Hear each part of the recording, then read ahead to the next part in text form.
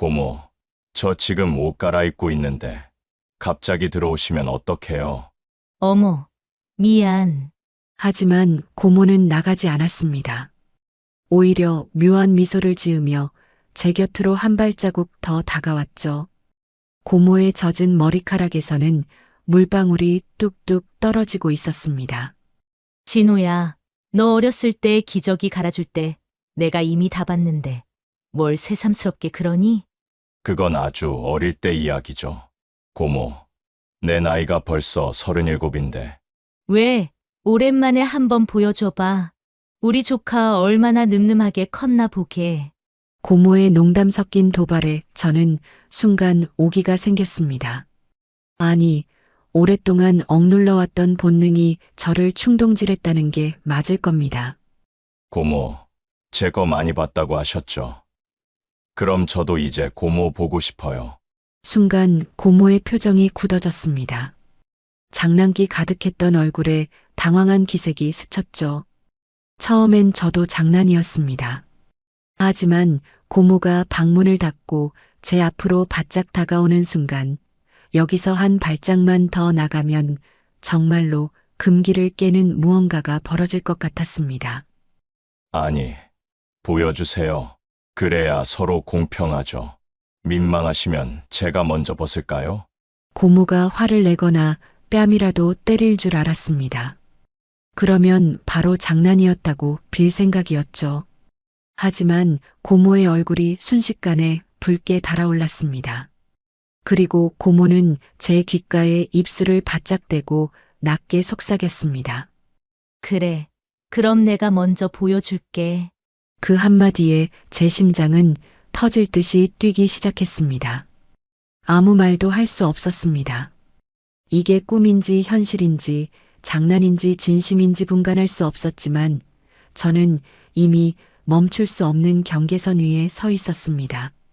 37 조카와 52 고모, 두 사람의 위험한 동거는 과연 어떤 결말을 맞이하게 될까요? 이 뒷이야기가 궁금하시다면 영상을 시작하기 전 구독과 좋아요, 알림 설정까지 한 번씩 꼭 부탁드립니다. 지금 바로 시작합니다. 아, 정말 미치겠네. 책상 위에 놓인 수험표를 확 낚아채 구겨버렸습니다. 벌써 5년째입니다. 정선 산골짜기, 남들은 공기 좋고 물 좋다고 감탄하는 이 고향 땅이 저에게는 창살 없는 감옥이나 다름없었습니다. 제 이름은 강진호, 올해로 37살입니다. 마흔을 코앞에 둔 나이에 번듯한 직장 하나 없이 공무원 시험만 붙잡고 있는 제 꼴이 한심해 견딜 수가 없었습니다. 올해는 정말 자신 있었는데 또다시 낙방이라니. 모니터에 뜬 불합격 세 글자가 제 가슴을 송곳처럼 후벼 팠습니다. 진호야, 밥 안 먹니? 방문 너머로 들려오는 어머니의 힘없는 목소리에 짜증부터 솟구쳤습니다. 하지만 이내 죄책감이 밀려왔습니다. 저 나이 먹도록 부모님 등골이나 빼먹고 있는 불효자가 무슨 할 말이 있겠습니까? 저는 대답 대신 입술을 꽉 깨물었습니다. 현실은 냉혹했습니다. 편의점 야간 아르바이트로 버는 푼돈으로는 제 앞가림 하나 하기 벅찼습니다. 친구놈들은 벌써 과장이니 팀장이니 달고 애들 돌잔치네 모내하며 단체 채팅방에 사진을 올리는데 저는 그 창을 열어볼 용기조차 나지 않았습니다. 야, 강진호. 너 아직도 공부하냐? 이제 그만하고 서울 올라와서 기술이라도 배워라. 얼마 전 술자리에서 잘 나가는 친구놈이 던진 그 한마디. 위로라고 던진 말이겠지만 저에게는 세상에서 가장 치욕적인 조롱처럼 들렸습니다. 저는 그날 이후로 친구들과의 연락도 모두 끊어버렸습니다. 스스로가 세상에 아무 쓸모없는 쓰레기처럼 느껴졌으니까요. 밤마다 편의점 구석에서 폐기 도시락을 까먹으며 생각했습니다. 내 인생은 어디서부터 잘못된 걸까?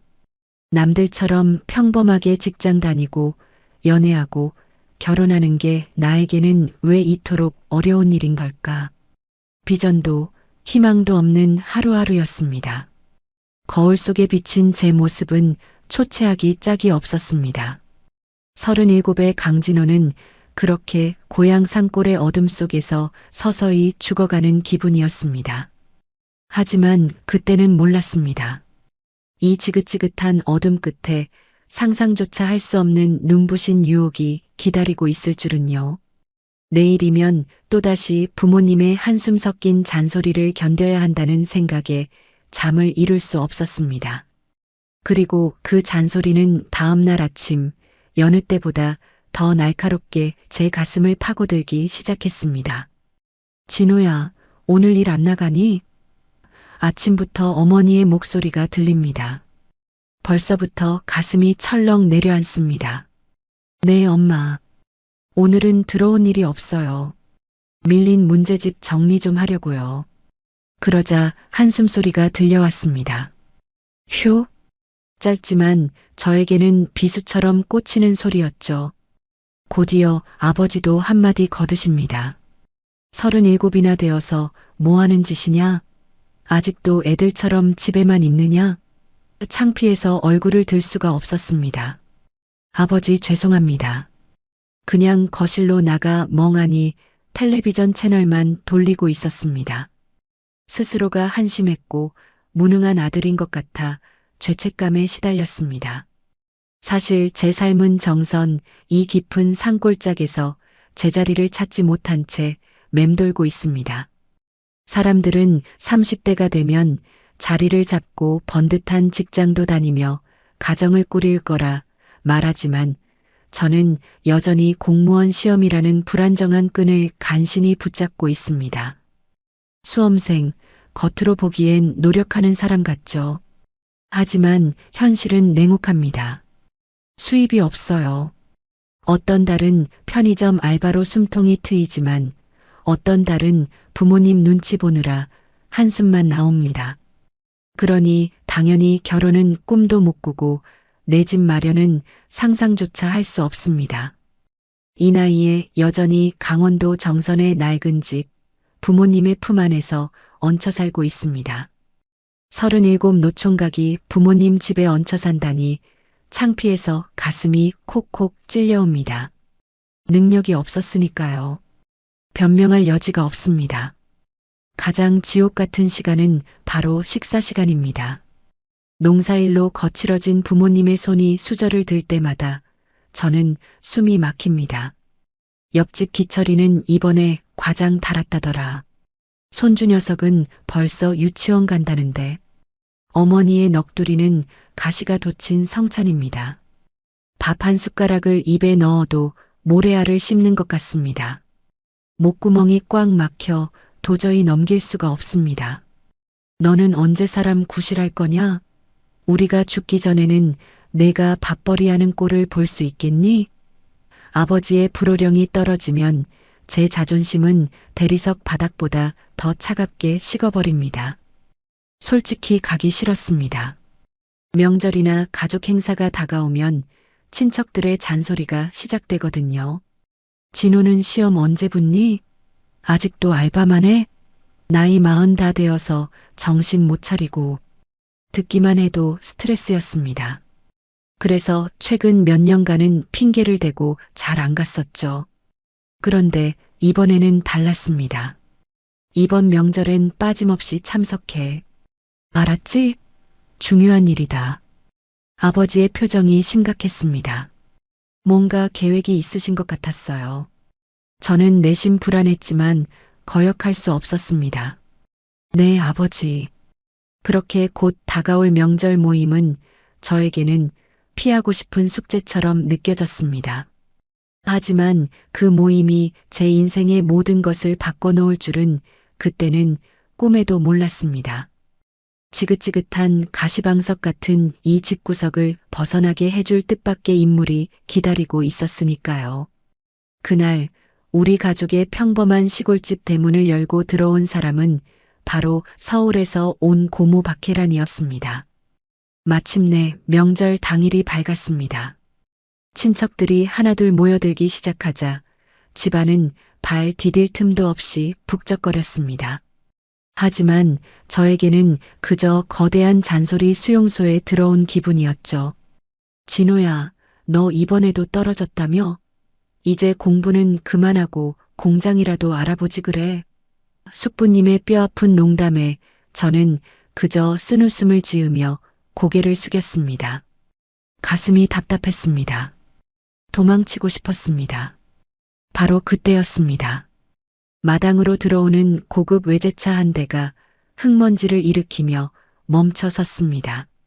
차 문이 열리고 화사한 향기보다 먼저 들려온 건 시원시원한 목소리였습니다. 언니, 오빠들, 나왔어. 그녀, 고모 박혜란이었습니다. 제 심장이 순간적으로 크게 뛰기 시작했습니다. 현관문을 열고 고모가 들어서자 친척들 사이에서 순간적으로 웅성거림이 잦아들었습니다. 그럴 수밖에 없었습니다. 그녀의 모습은 쉰둘이라는 나이를 믿기 힘들 정도로 찬란했으니까요. 세련된 캐시미어 코트와 우아한 헤어스타일, 그리고 얼굴에는 주름 하나 없이 팽팽했고 피부는 윤기가 흘러 마치 40대 초반처럼 보였습니다. 성공한 부동산 임대업자라는 타이틀이 고모의 외모 뒤로 후광처럼 번졌습니다. 저는 숨을 멈추고 고모를 바라봤습니다. 어머, 진훈이? 고모는 환하게 웃으며 저에게 다가왔습니다. 그 미소는 주변의 모든 잔소리와 스트레스를 일순간에 잊게 만들었습니다. 그리고는 자연스럽게 저를 껴안았습니다. 부드러운 품이었습니다. 고급스러운 향수 냄새가 코끝을 감쌌고 얇은 코트 너머로 느껴지는 고모의 체온은 따뜻했습니다. 순간적으로 제 심장이 빠르게 뛰기 시작했습니다. 우리 진호가 벌써 37이라니 세월 참 빠르다. 그치? 고모가 귓가에 속삭였습니다. 네, 고모. 오랜만이에요. 저는 고모의 품을 풀고 그녀를 마주 보았습니다. 가까이서 보니 더욱 놀라웠습니다. 눈가에는 잔주름조차 거의 없었고 어떻게 관리를 했는지 시간이 멈춘 듯 했습니다. 어릴 때부터 동네에서 제일 예뻤던 고모를 보며 사춘기 시절 혼자 상상의 나래를 펼쳤던 기억이 잠시 머리를 스치고 지나갔습니다. 아버지가 제 곁에서 무거운 입을 여셨습니다. 서윤아, 아니 혜란아. 내가 얘 때문에 속이 터져 죽겠다. 37 먹고 아직도 알바나 하고 있으니. 아버지는 곧바로 한숨부터 내쉬셨습니다. 그러자 고모는 발끈하며 저를 감싸주었습니다. 왜요? 우리 진호가 뭐가 어때서? 인물 좋고 건강한데. 능력이야 앞으로 만들면 되지. 친척들 앞에서 대놓고 저를 칭찬해주는 사람은 고모뿐이었습니다. 고모는 술잔을 내려놓더니 저를 똑바로 쳐다보며 말했습니다. 진호야, 너 언제까지 이 산골짜기에서 썩고 있을 거니? 나이 40 다 돼서 이모저모 눈치 보는 거 이제 지겹지 않아? 고모의 눈빛이 묘하게 반짝였습니다. 나 서울에서 건물 몇 채 관리하는 거 알지? 사람 한 명 더 필요한데 너 내 밑으로 와서 일 좀 배워볼래? 내가 너 확실하게 사람 만들어줄게. 사람 만들어주겠다는 그 말 누군가에게는 훈계로 들렸겠지만 저에게는 구원처럼 들렸습니다. 강남 한복판에서 큰 사업을 하는 고모 밑에서 일을 배운다니. 이건 단순한 취업이 아니었습니다. 이 지긋지긋한 가난과 부모님의 잔소리 지옥에서 탈출할 유일한 비상구였습니다. 내 집에서 같이 지내면서 건물 관리도 돕고 세상 돌아가는 법도 익히고. 어때? 올래? 고모의 제안은 달콤했고 그녀의 목소리는 유혹적이었습니다. 저는 잠시 망설임도 없이 대답하려 했습니다. 하지만 제 대답보다 먼저 반응한 건 부모님이었습니다. 이 꿈 같은 기회를 놓칠세라 부모님은 이미 저보다 더 들뜬 표정으로 제 등을 떠밀 준비를 하고 계셨습니다. 진호야, 들었지? 이건 조상님이 도우신 마지막 기회다. 아버지는 제 대답이 떨어지기도 전에 무릎을 탁 치며 소리를 지르셨습니다. 평소에는 한숨만 내쉬던 아버지의 눈이 그렇게 번뜩이는 건 정말 오랜만에 보는 일이었습니다. 옆에 계시던 어머니도 제 손을 꽉 잡으며 거들었습니다. 그래, 진호야.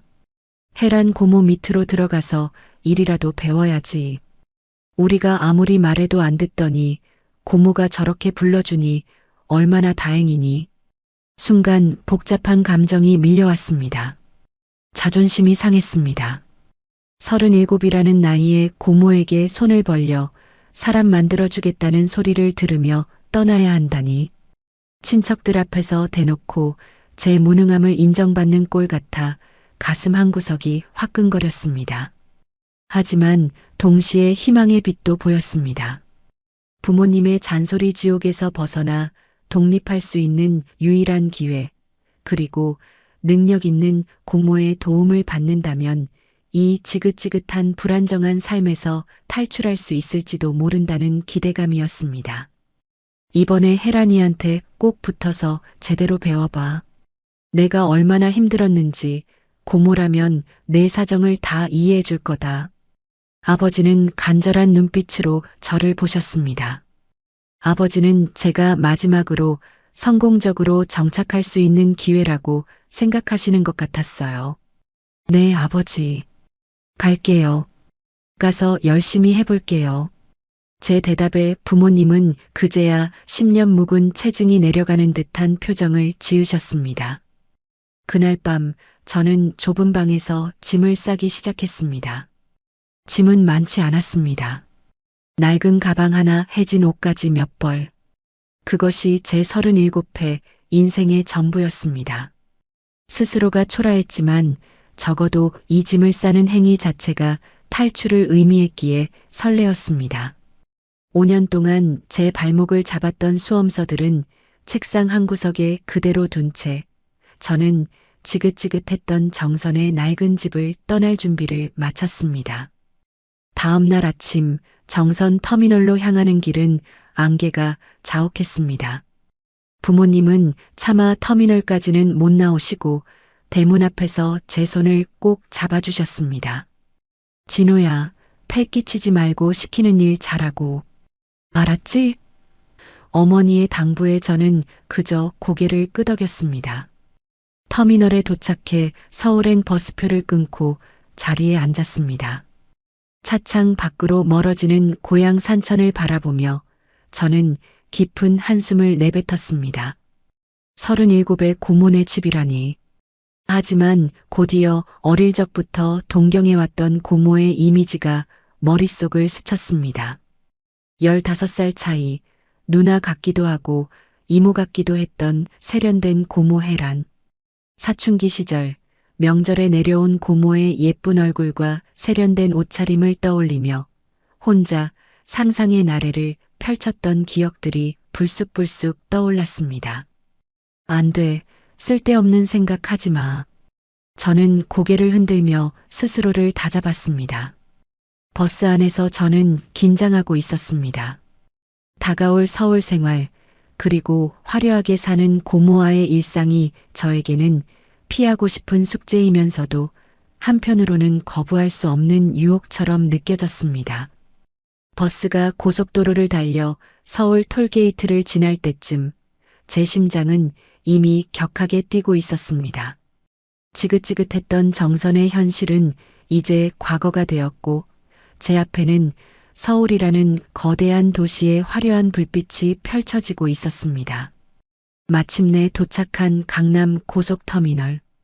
인파를 헤치고 밖으로 나오니 서울의 공기는 정선의 산바람과는 전혀 달랐습니다. 매캐한 매연 냄새와 소음, 그리고 하늘을 찌를 듯한 빌딩들. 고모가 보내준 주소를 확인하며 택시에 몸을 실었습니다. 도착지는 강남 한복판, 하늘을 찌를 듯한 고급 주상복합 아파트였습니다. 택시에서 내려 그 웅장한 건물 앞에 섰을 때 저는 저도 모르게 마른 침을 삼켰습니다. 이 압도적인 규모의 건물 안으로 들어서는 순간 제가 지금까지 알던 세상과는 전혀 다른 얼음처럼 차갑고 대리석처럼 눈부신 새로운 세계가 저를 기다리고 있었습니다. 택시에서 내려 고개를 드는 순간 저는 숨이 턱 막혔습니다. 강남 한복판, 하늘을 찌르듯이 솟아오른 그 거대한 통유리 빌딩이 바로 고모 박혜란이 사는 곳이었습니다. 정선의 산등성이 아래서 5년 동안 낡은 문제집만 파고들던 저에게 이 차가운 금속과 유리로 뒤덮인 웅장한 건축물은 마치 다른 행성의 요새처럼 느껴졌습니다.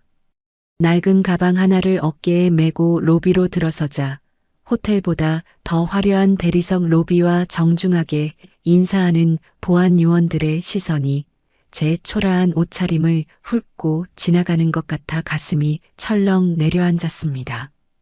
엘리베이터가 귀가 먹먹해질 정도로 빠른 속도로 저를 고층으로 실어 날랐습니다.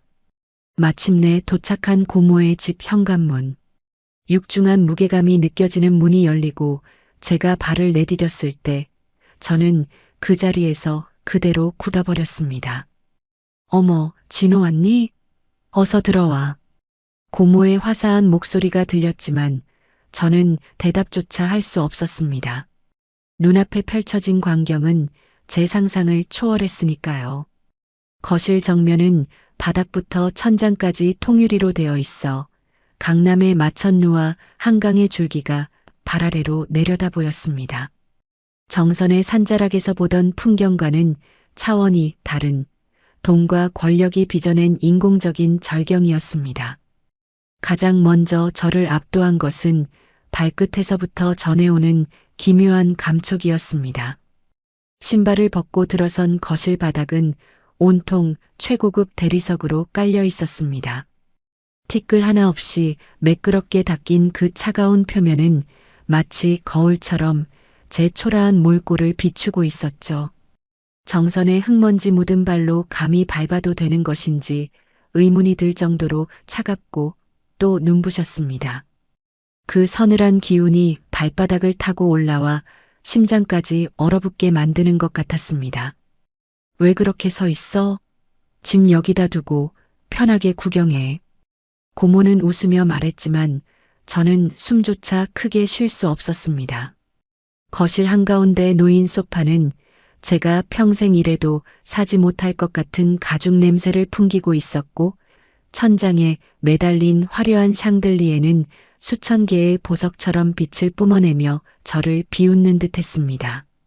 집안 곳곳에 놓인 이름 모를 예술 작품들과 은은하게 감도는 비싼 디퓨저 향기까지 모든 것이 저에게는 낯설고 위협적인 공격처럼 느껴졌습니다. 저는 낡은 가방을 쥔 손에 힘을 주며 그 자리에 망부석처럼 서 있었습니다. 이곳은 제가 살던 정선의 낡은 방과는 공기부터 달랐습니다. 산소마저도 필터로 걸러진 것처럼 깨끗하고 건조해서 폐부 깊숙이 들이마시는 것조차 조심스러웠습니다. 37, 인생의 막다른 길에서 도망치듯 찾아온 이곳이 저에게는 구원에 비치면서도 동시에 제가 결코 어울릴 수 없는 금단의 성벽처럼 다가왔습니다.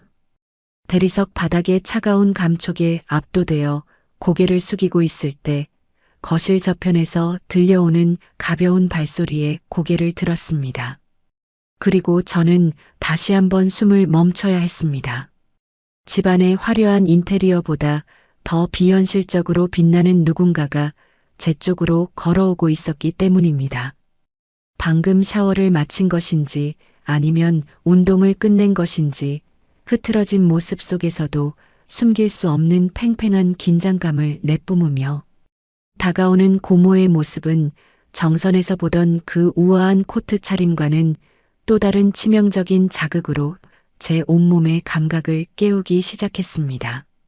진호야, 짐 거기 두고 이쪽으로 와봐. 집 구경시켜줄게. 고모의 목소리에 고개를 든 순간 저는 다시 한번 숨을 멈춰야 했습니다. 정선에서 보던 우아한 코트 차림의 고모는 온데간데 없었습니다. 대신 제 눈앞에 서 있는 여인은 몸의 곡선이 고스란히 드러나는 꽉 끼는 검은색 요가복 차림의 고모 박혜란이었습니다. 쉰둘이라는 나이가 무색할 만큼 그녀의 몸매는 탄력으로 가득 차 있었습니다. 얇은 기능성 소재의 운동복은 고모의 풍만한 가슴과 잘록한 허리, 그리고 운동으로 다져진 탄탄한 골반 라인을 가감없이 보여주고 있었습니다. 팔을 뻗어 머리를 묶는 동작 하나하나마다 어깨와 등에 잡히는 가느다란 근육들이 살아 움직이는 것 같았죠. 5년 동안 산골에서 낡은 책장만 넘기며 메말라가던 제 감각들이 그 생생한 육체의 생명력 앞에 일제히 깨어나는 기분이었습니다. 왜 그렇게 멍하니 있어? 내 몸매가 좀 놀람이게? 나 이래봬도 매일 아침 필라테스랑 근력 운동 빼놓지 않거든. 고모는 장난스럽게 웃으며 제 곁을 지나갔습니다. 스쳐 지나가는 순간 정선에서 맡았던 그 고급스러운 향수 냄새에 더해 운동 직후에 건강한 체온과 미세한 땀 냄새가 섞인 묘한 채취가 제 코끝을 자극했습니다. 30대 후반, 한창 혈기왕성해야 할 나이에 곧이 공부에 찌들어 억눌려 있던 제 본능이 꿈틀거렸습니다. 조카로서 느껴서는 안 될 감정이라는 걸 머리로는 알았지만 제 가슴은 이미 제멋대로 쿵쾅거리며 터질 듯이 뛰고 있었습니다. 고모의 피부는 거실로 쏟아지는 강남의 햇살 아래서 투명하게 빛났습니다. 주름 하나 없이 팽팽한 목선과 쇄골 라인은 20대 여성의 그것보다 더 매혹적이었고 타이트한 레깅스 위로 드러난 탄탄한 허벅지는 건강한 에너지를 뿜어내고 있었습니다. 고모가 거실을 가로질러 걸어갈 때마다 리드미컬하게 움직이는 그 몸의 실루엣에서 저는 눈을 뗄 수가 없었습니다. 앞으로 내가 관리할 건물들도 꽤 많아. 체력이 좋아야 할 텐데 너도 내일부터 나랑 같이 운동 좀 시작해야겠다. 고모는 제 반응을 즐기는 듯 살짝 뒤를 돌아보며 윙크를 보냈습니다. 그 찰나의 눈빛에는 37 조카를 귀여워하는 고모의 자애로움과 동시에 자신의 매력을 충분히 인지하고 있는 성숙한 여인의 자신감이 섞여 있었습니다. 저는 마른 침을 삼키며 간신히 고개를 끄덕였습니다. 네, 고모. 정말 대단하시네요. 관리를 어떻게 하셨길래. 제 목소리는 저도 모르게 떨리고 있었습니다. 대리석 바닥의 차가운 냉기는 이제 느껴지지 않았습니다. 고모의 존재가 뿜어내는 뜨거운 열기가 거실 안을 가득 채우고 있었고 그 열기는 그대로 제 심장으로 전해져 발끝까지 화끈거리게 만들었습니다. 이곳에서의 생활이 단순히 건물 관리를 배우는 것에 그치지 않을 것이라는 예감이 강하게 들었습니다. 고모는 만족스러운 듯 고개를 끄덕이더니 제 가방 쪽으로 다가와 제 손을 살짝 잡았습니다. 고모의 손길은 부드러우면서도 단단했습니다. 자, 일단 내 방부터 가보자. 짐 풀고 샤워부터 해. 그러고 나면 내가 이 집에서 내가 지켜야 할 특별한 규칙들에 대해서 말해줄 테니까. 고모의 목소리는 낮고 은밀하게 제 귓가를 울렸습니다. 저는 그 손길에 이끌려 마치 최면에 걸린 사람처럼 고모를 따라 복도 안쪽으로 발걸음을 옮겼습니다. 서울에서의 생활은 제가 상상했던 것보다 훨씬 더 감각적이고 강렬했습니다. 고모 박혜란의 집에서 지내게 된 첫날부터 제 일상은 정선의 회색빛 수험 생활과는 180도 달라졌습니다. 아침마다 거실 가득 퍼지는 고급 커피 향기와 함께 고모의 활기찬 목소리가 저를 깨웠습니다. 진호야, 일어났니? 오늘 갈 건물이 3군데나 돼. 서둘러. 낮 동안 우리는 고모의 소유인 강남과 서초 일대의 빌딩들을 돌았습니다. 고모는 차 안에서도 쉴 새 없이 부동산 관리 노하우와 임차인 상대법을 가르쳐 주었습니다. 운전대를 잡은 고모의 옆모습은 당당한 사업가 그 자체였습니다. 선글라스를 끼고 거침없이 도로를 질주하는 그녀의 모습에서 저는 묘한 경외심을 느꼈습니다. 건물을 점검할 때마다 고모는 꼼꼼하게 설비를 살피고 때로는 까다로운 세입자들을 능숙하게 다독였습니다. 저는 그 뒤를 따르며 고모가 시키는 서류 정리와 현장 확인 작업을 도왔습니다. 사람들은 우리를 보며 사장님, 새로 오신 비서인가 봐요? 혹은 잘생긴 조카분이 돕나 보네요 라며 말을 건넸고 그럴 때마다 고모는 의미심장한 미소를 지으며 제 어깨를 툭 치곤 했습니다. 하지만 진짜 일상은 해가 지고 강남의 화려한 네온 사인이 창밖을 수놓을 때 시작되었습니다. 일을 마치고 돌아온 고모는 편안하지만 여전히 몸의 실루엣이 드러나는 실크 가운이나 얇은 홈웨어로 갈아입었습니다. 우리는 주방 아일랜드 식탁에 마주 앉아 고모가 직접 준비한 스테이크나 해산물 요리에 비싼 와인을 곁들여 저녁을 먹었습니다. 진호야, 오늘 고생 많았어. 이 와인 한 잔 마셔봐. 내 입맛에 맞을 거야. 와인 잔이 부딪히는 맑은 소리가 정적을 깨우면 고모의 얼굴은 은은한 조명 아래서 더욱 붉게 달아올랐습니다. 낮에 엄격했던 사업가는 어디론가 사라지고 제 앞에는 오직 다정한 여인만이 남아 있었습니다. 우리는 오늘 있었던 일부터 시작해 제가 몰랐던 고모의 과거 이야기, 그리고 앞으로의 계획들에 대해 오순도순 이야기를 나눴습니다. 술 기운이 오를수록 고모의 말투는 부드러워졌고 가끔 제 손등을 가볍게 터치하거나 제 넥타이를 고쳐 매주는 손길에는 묘한 온기가 서려 있었습니다. 그 모습은 마치 갓살림을 차린 신혼부부의 저녁 식사처럼 뜨끈하고 달콤했습니다. 정선의 부모님 집에서는 상상도 할 수 없었던 평온함과 설렘이 공존하는 시간이었죠. 고모는 취기가 오르면 제 곁으로 의자를 바짝 붙여 앉아 제 어깨에 머리를 살짝 기대기도 했습니다. 진호야, 내가 곁에 있으니까 집안이 꽉 찬 기분이다.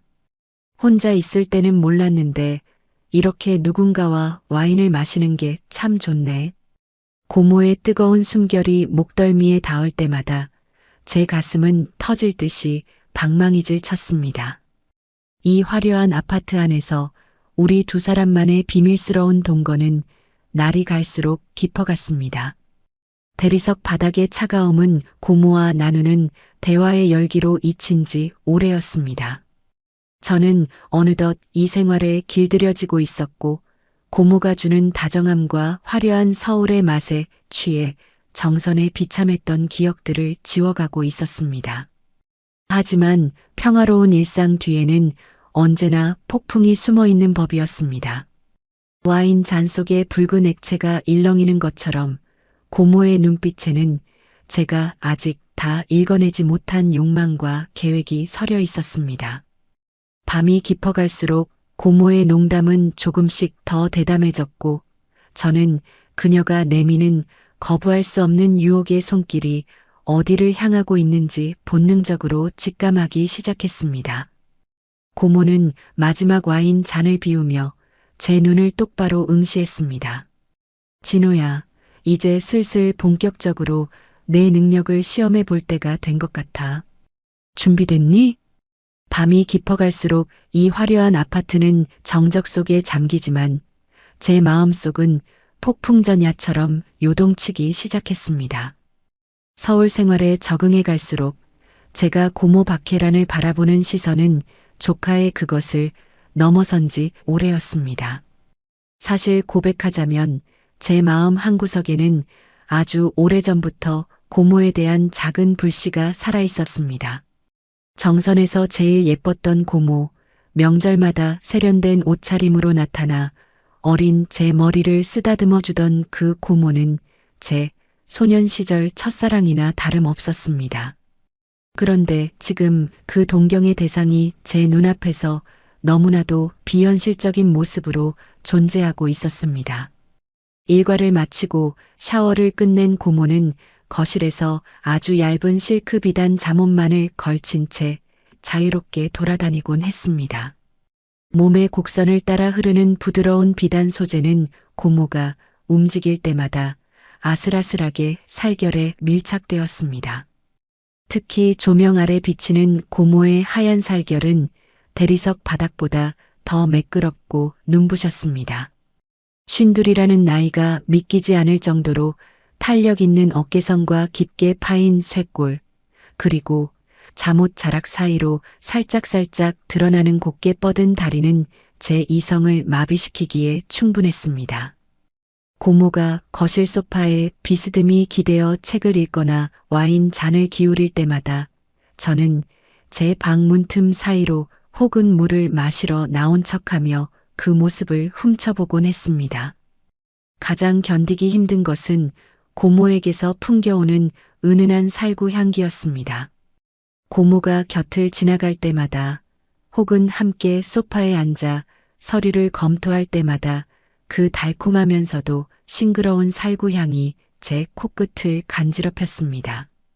그 향기는 단순한 화장품 냄새가 아니라 고모라는 여인이 가진 고유한 채취처럼 느껴졌습니다. 뜨끈한 목욕물에 갓 씻고 나온 고모의 몸에서 배어나오는 그 향기는 제 본능을 자극했고 억눌러왔던 욕망을 자꾸만 수면 위로 끌어올렸습니다. 진호야, 왜 그렇게 멍하니 서 있어? 어디 아프니? 고모가 걱정스러운 듯 다가와 제 이마에 손을 얹었습니다. 고모의 부드러운 손바닥이 닿는 순간 제 심장은 터질 듯이 뛰었습니다. 가까이서 마주한 고모의 얼굴은 잡티 하나 없이 깨끗했고 살구 향기는 더욱 짙게 밀려왔습니다. 비단 잠옷 너머로 느껴지는 고모의 온기는 제 온몸을 화끈거리게 만들었습니다.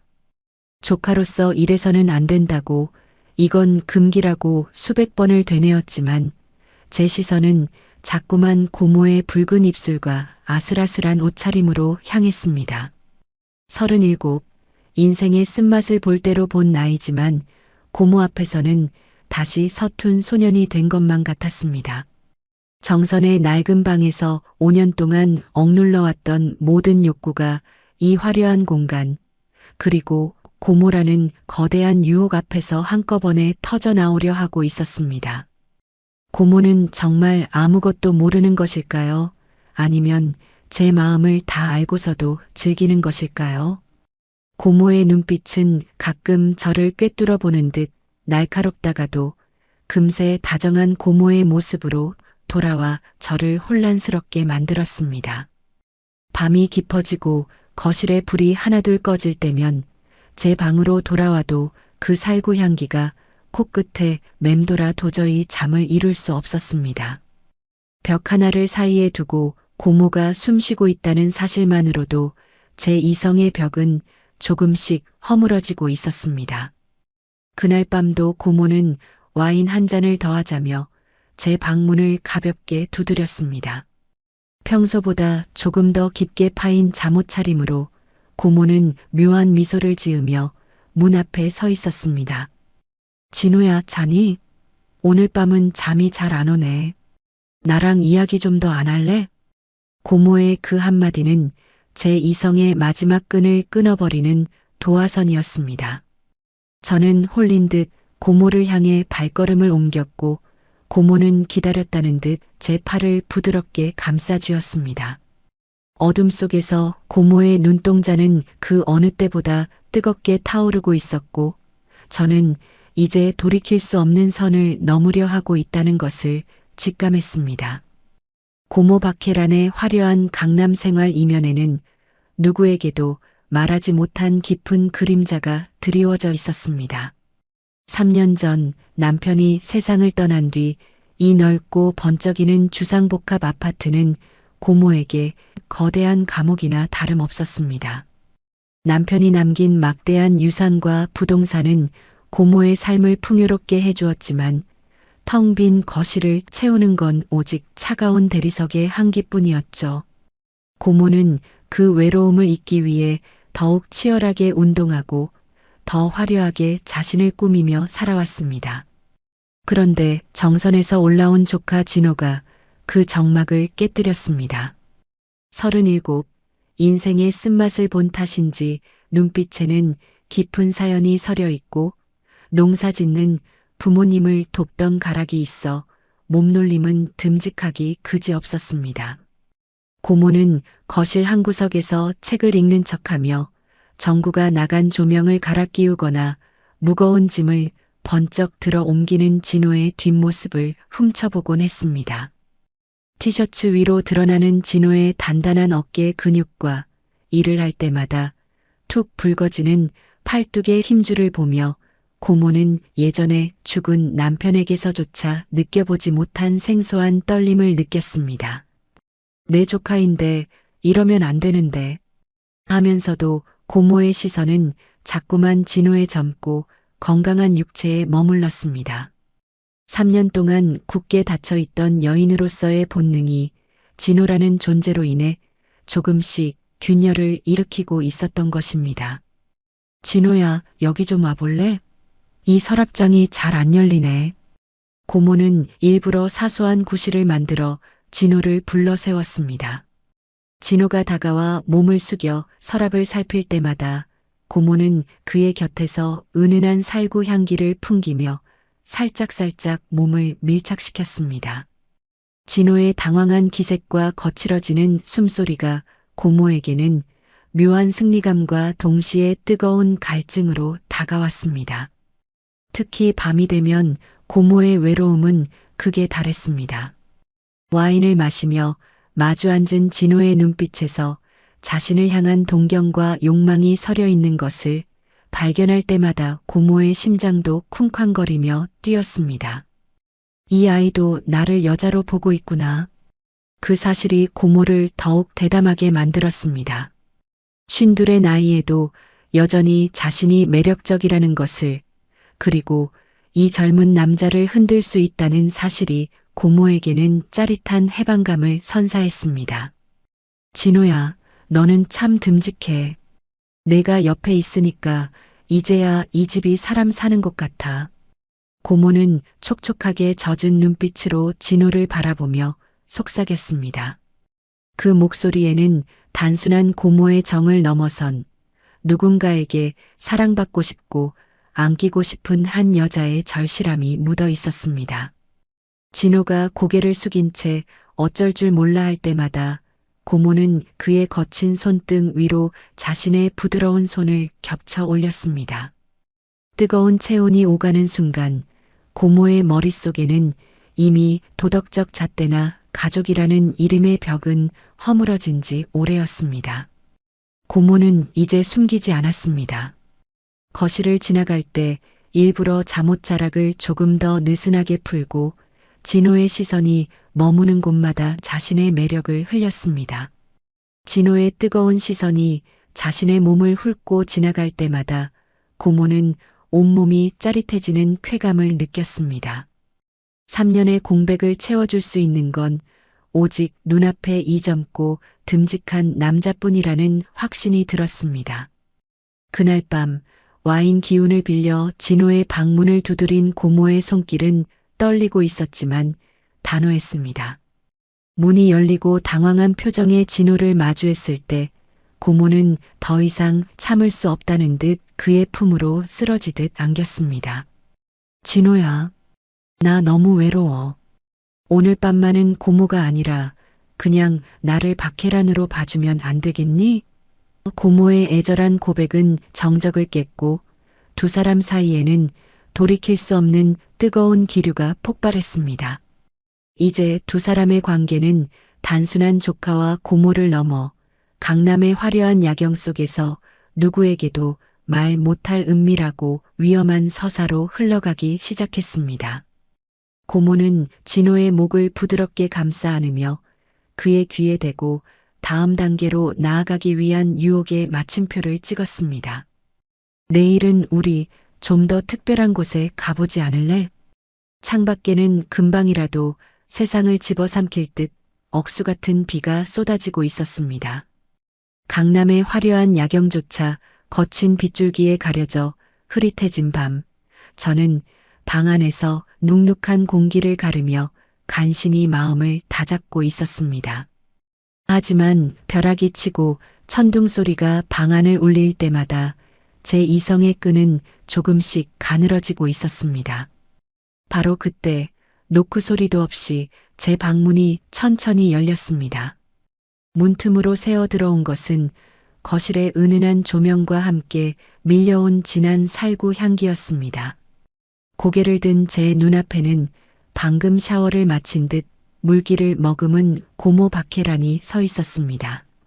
그녀는 평소 입던 비단 잠옷도 아닌 금방이라도 흘러내릴 듯 얇은 흰색 샤워 가운 하나만을 걸치고 있었습니다.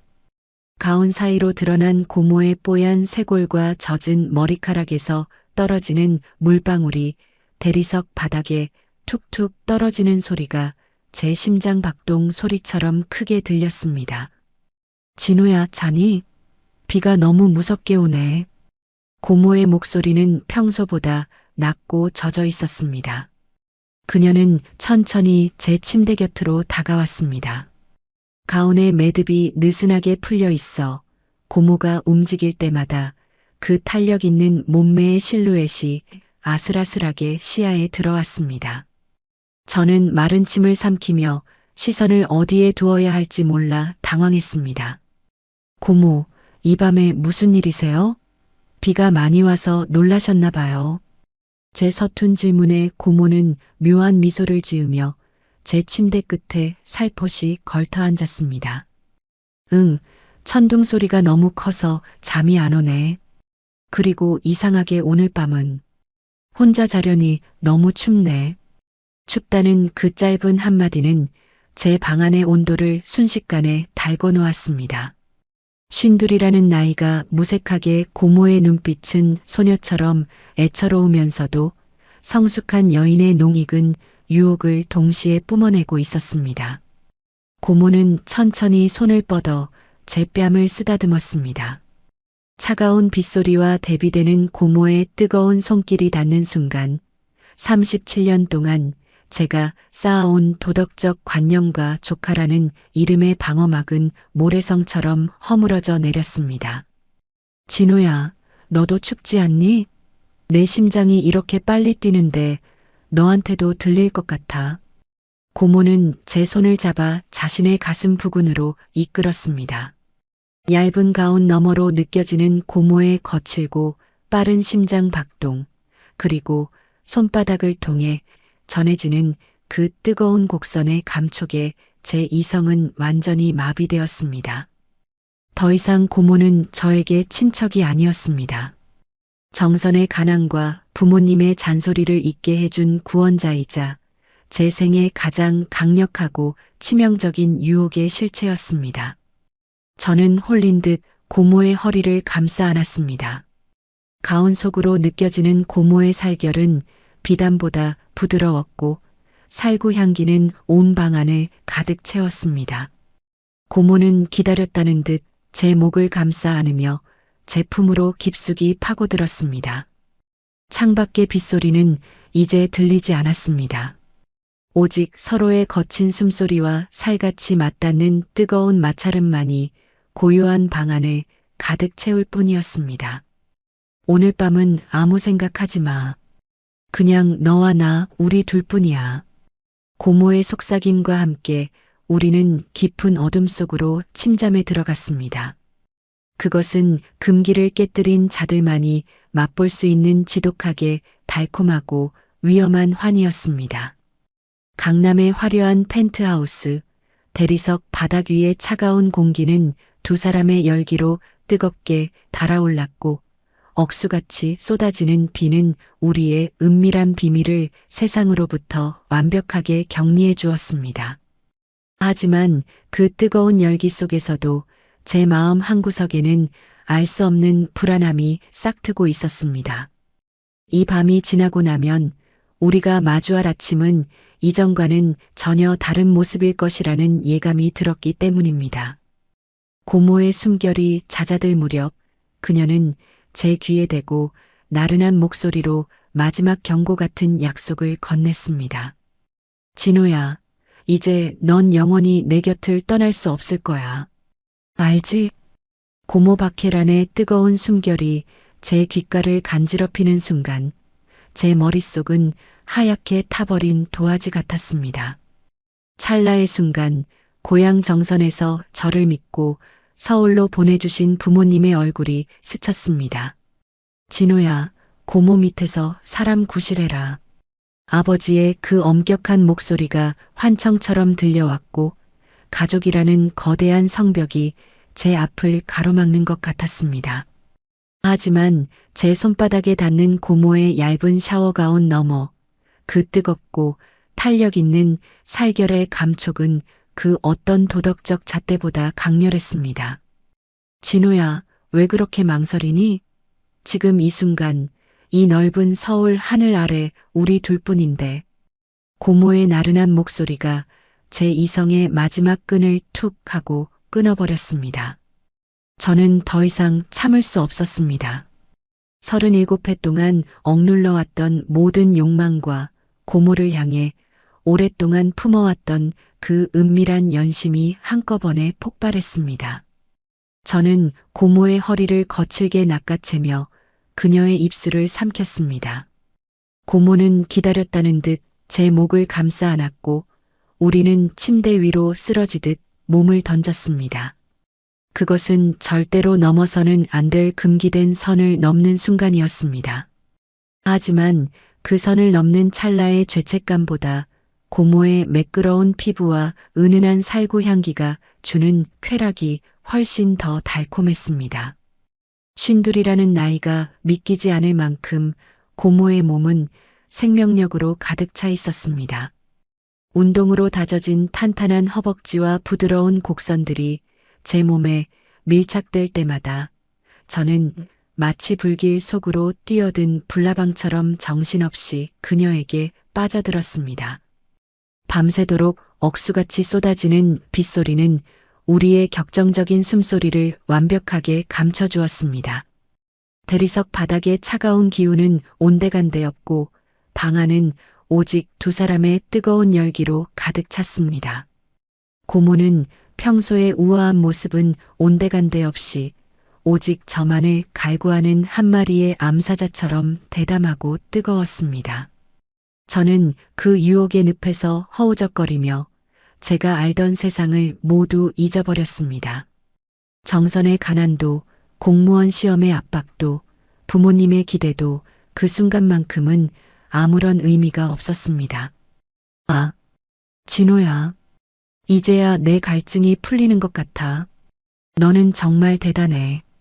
고모의 거친 숨소리가 제 가슴팍에 닿았습니다. 밤이 깊어갈수록 우리의 사랑은 더 격렬해졌고 어둠 속에서 서로의 살같이 부딪히는 소리만이 공허한 펜트하우스를 채웠습니다. 새벽녘이 되어서야 폭풍 같은 열정은 조금씩 잦아들었습니다. 고모는 제 품에 안긴 채 평온하게 숨을 몰아쉬었고 저는 천장을 바라보며 묘한 허탈감과 동시에 거부할 수 없는 만족감을 느꼈습니다. 이미 주사위는 던져졌습니다. 이제 저는 예전의 강진호로 돌아갈 수 없다는 것을 직감했습니다. 고모 박혜란이라는 거대한 바다에 몸을 던진 이상 저는 그녀가 이끄는 대로 흘러갈 수밖에 없는 운명이었습니다. 고모는 잠든 듯 눈을 감고 있었지만 제 손을 꽉 쥔 그 손길만큼은 절대로 놓아주지 않겠다는 강한 의지가 서려 있었습니다.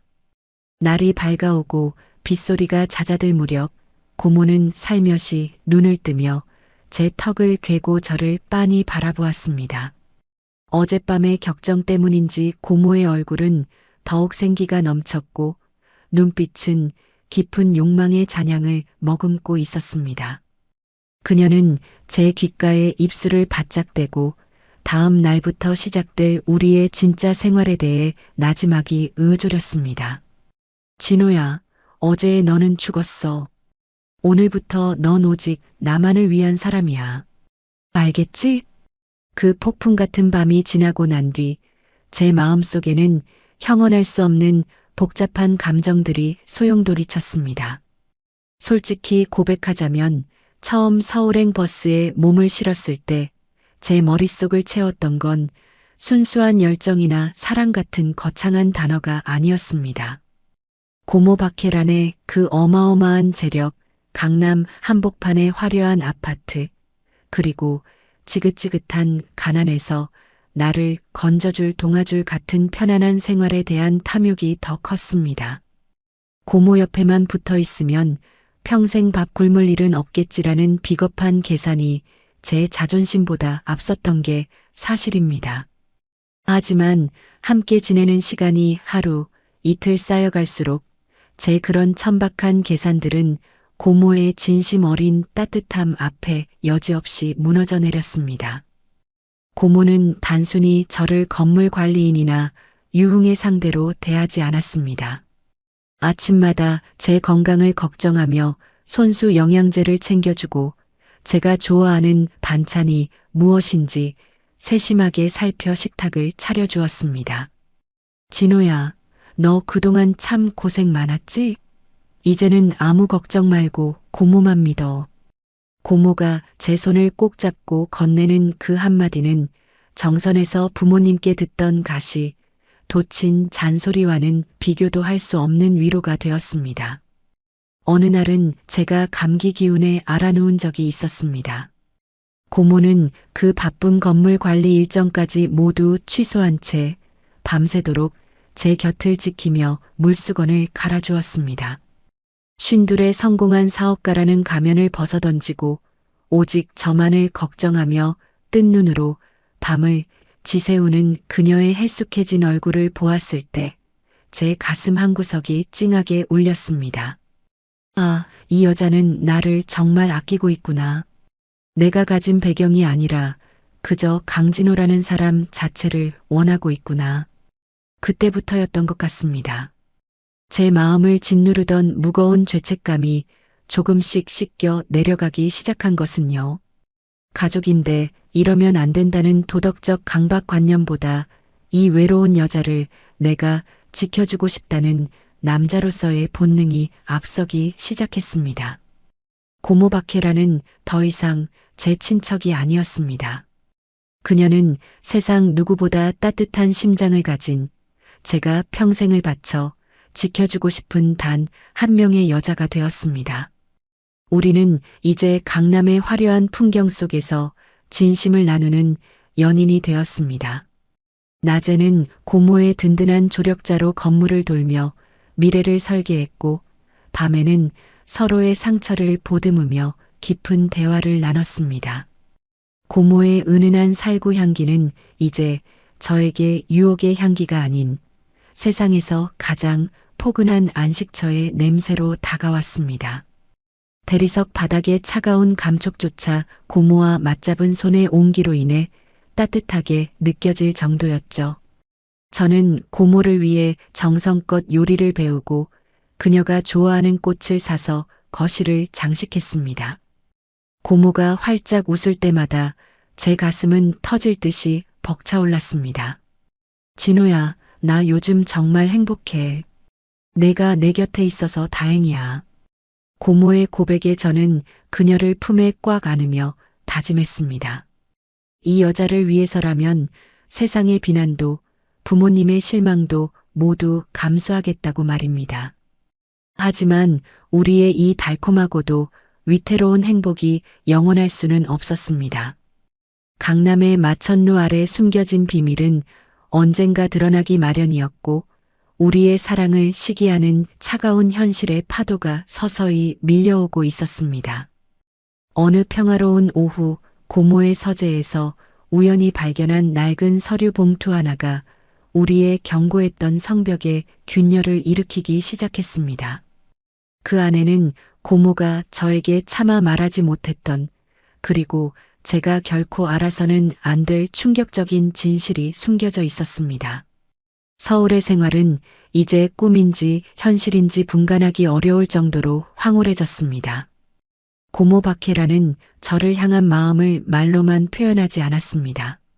그녀의 사랑은 눈이 멀 정도로 거대하고 구체적인 물질의 공세로 나타나기 시작했습니다.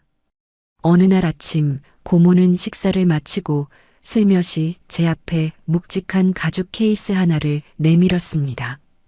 그 안에는 매끄러운 광택을 내뿜는 최신형 외제 스포츠카의 스마트키가 놓여 있었습니다. 진호야, 건물 관리하러 다닐 때 낡은 차 타고 다니면 사람들이 무시해. 이건 내 선물이야. 이제 당당하게 타고 다녀. 수억 원을 호가하는 그 붉은색 스포츠카 앞에 섰을 때 저는 전율했습니다. 정선에서 아버지가 몰던 낡은 경운기 소리 대신 엔진의 웅장한 포효가 제 심장을 울렸습니다. 강남의 대로를 질주하며 사람들의 시선을 한 몸에 받을 때마다 저는 제가 정말로 다른 존재가 된 것만 같은 착각에 빠졌습니다. 뿐만이 아니었습니다. 고모는 매달 제 통장에 웬만한 직장인의 연봉과 맞먹는 금액을 용돈이라는 명목으로 입금해 주었습니다. 돈 걱정은 하지 마. 내가 하고 싶은 거, 사고 싶은 거 다 해. 넌 그냥 내 옆에만 있어주면 돼. 통장에 찍히는 숫자를 볼 때마다 처음에는 손이 떨렸습니다. 하지만 인간은 참으로 간사한 존재더군요. 그 화려한 숫자에 익숙해지는 데는 그리 오랜 시간이 걸리지 않았습니다. 백화점 명품관에서 점원들의 깍듯한 인사를 받으며 고가의 수트를 걸치고 최고급 레스토랑에서 망설임 없이 결제하는 제 모습에 취해갔습니다. 고모는 그렇게 저를 경제적으로 완벽하게 포위했습니다. 이제 저는 고모 없이는 단 하루도 이 화려한 삶을 유지할 수 없는 그녀만의 남자가 되어가고 있었습니다. 하지만 그 금빛 사슬은 달콤한 만큼 무거웠습니다. 고모가 쥐어주는 돈과 선물들은 저를 향한 지극한 사랑의 증표이기도 했지만 동시에 제가 결코 그녀의 곁을 떠날 수 없게 만드는 족쇄이기도 했습니다. 고모는 제가 어디서 누구를 만나는지, 무엇을 사는지 은밀하게 체크하며 저를 자신의 통제 아래 두려 했습니다. 진우야, 넌 나만 있으면 되잖아. 다른 사람 만날 필요 없어, 알지? 고모의 그 다정한 속삭임 속에는 서늘한 소유욕이 서려 있었습니다. 저는 고모가 만들어준 화려한 유리 성벽 안에서 길들여진 사자처럼 변해갔습니다. 고향 친구들의 연락은 뜸해졌고 정선의 부모님께는 사업이 잘 풀리고 있다는 거짓 섞인 안부 전화만 드릴 뿐이었습니다. 고모의 뜨거운 눈빛과 끊임없는 물량 공세는 저를 세상으로부터 고립시켰고 오직 그녀만이 제 세상의 중심이 되도록 만들었습니다. 저는 고모의 품 안에서 안락함을 느끼면서도 한편으로는 제 영혼이 조금씩 그녀에게 저당 잡히고 있다는 느낌을 지울 수 없었습니다. 그러던 어느 날 고모는 저를 강남의 가장 높은 곳에 위치한 스카이라운지로 데려갔습니다. 화려한 야경이 내려다 보이는 창가 자리에서 고모는 제 손을 꼭 잡고 말했습니다. 진호야, 이제 우리 관계를 좀 더 확실하게 해야 할 때가 온 것 같아. 내가 너를 위해 아주 특별한 서류를 준비했거든. 고모의 목소리는 평소보다 훨씬 진지했고 그녀가 가방에서 꺼낸 서류 봉투를 보는 순간 제 가슴은 다시 한번 요동치기 시작했습니다. 그 서류는 지금까지의 물질적인 지원과는 차원이 다른 제 인생 전체를 송두리째 뒤흔들 만한 거대한 약속이 담겨 있었습니다. 처음 서울에 올라왔을 때만 해도 제 가슴 한구석을 끈질기게 괴롭히던 감정은 두려움이었습니다.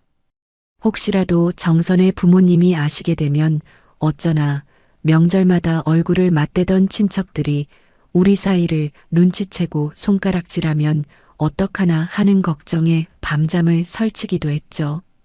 고모 박혜란 역시 마찬가지였습니다. 강남에서 쌓아온 자신의 사회적 체면과 성공한 여성사업가라는 타이틀이 조카와의 부적절한 관계 때문에 한순간에 무너질까봐 집 밖에서는 철저하게 조카와 고모의 선을 지키려 애썼습니다. 하지만 사랑이라는 감정은, 특히 금기를 먹고 자란 사랑은 억누를수록 더 뜨겁게 타오르는 법이었습니다. 고모가 선물해준 수억 원짜리 스포츠카를 타고 강남의 빌딩 숲을 가로지를 때, 그리고 대리석 바닥이 깔린 펜트하우스에서 서로의 체온을 나눌 때마다 우리는 깨달았습니다. 세상의 시선보다, 도덕의 잣대보다 더 중요한 것은 지금 당장 내 눈앞에 있는 이 사람의 순결이라는 거죠. 진호야, 이제 더 이상 남들 눈치 보지 말자. 그들이 우리 인생을 대신 살아주는 것도 아니잖아. 고모는 제 넥타이를 고쳐 매주며 낮게 속삭였습니다. 그 눈빛은 이제 두려움이 아닌 오직 저만을 소유하겠다는 강렬한 확신으로 가득 차 있었습니다. 저 또한 마찬가지였습니다. 정선에 가난했던 과거와 부모님의 잔소리는 이제 아득한 전생의 기억처럼 멀게만 느껴졌습니다. 고모가 제공해주는 화려한 물질적 풍요와 밤마다 이어지는 그녀의 뜨거운 사랑은 저를 현실 세계로부터 완전히 단절시켰습니다. 우리는 이제 세상 사람들이 뒤에서 수군대든 친척들이 우리 사이를 의심하든 상관하지 않기로 했습니다. 아니, 오히려 그 위험한 긴장감이 우리 사이를 더욱 단단하게 묶어주는 기폭제가 되었습니다. 낮에는 건물들을 돌며 함께 비즈니스를 논하고, 밤이면 이 넓은 아파트에서 오직 서로의 몸과 마음이 원하는 대로 뜨거운 열기를 불태웠습니다. 남들이 보기에는 비정상적인 관계일지 몰라도 우리에게 이곳은 세상에서 가장 완벽하고 안전한 낙원이었습니다.